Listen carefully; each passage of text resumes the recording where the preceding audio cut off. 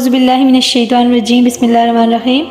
آج ہم سورہ بقرہ کی آیت نمبر 199 اور 200 کا لفظی ترجمہ کرتے ہیں۔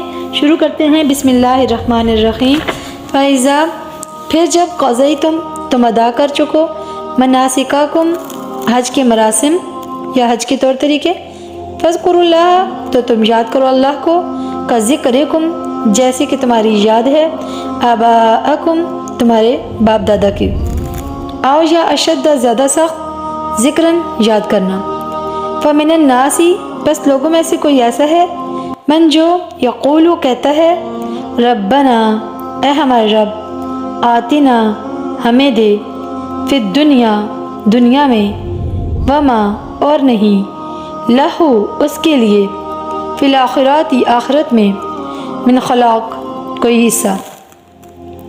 ومنہم اور ان میں سے، من جو یقولو کہتا ہے، ربنا اے ہمارے رب، آتنا ہمیں عطا کر یا ہمیں دے، فی الدنیا دنیا میں، حسنتاً بھلائی، وفی الاخرات اور آخرت میں، حسنتاً بھلائی، وقنا اور ہمیں بچا، عذاب عذاب سے، النار آگ کے یا دوزخ کے۔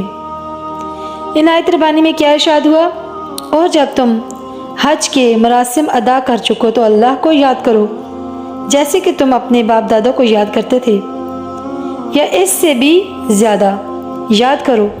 بس کوئی آدمی کہتا ہے، اے ہمارے رب ہمیں دنیا میں بھلائی دے، اور اس کے لیے نہیں ہے آخرت میں کچھ حصہ۔ اور ان میں سے جو کوئی کہتا ہے، اے ہمارے رب ہمیں دے دنیا میں بھلائی اور آخرت میں بھلائی، اور دوزخ کے عذاب سے بچا لے۔ اللہ میں ہر روز قرآن پاک پڑھنے کی اور سننے کی سعادت نصیب فرمائے، آمین یا رب العالمین۔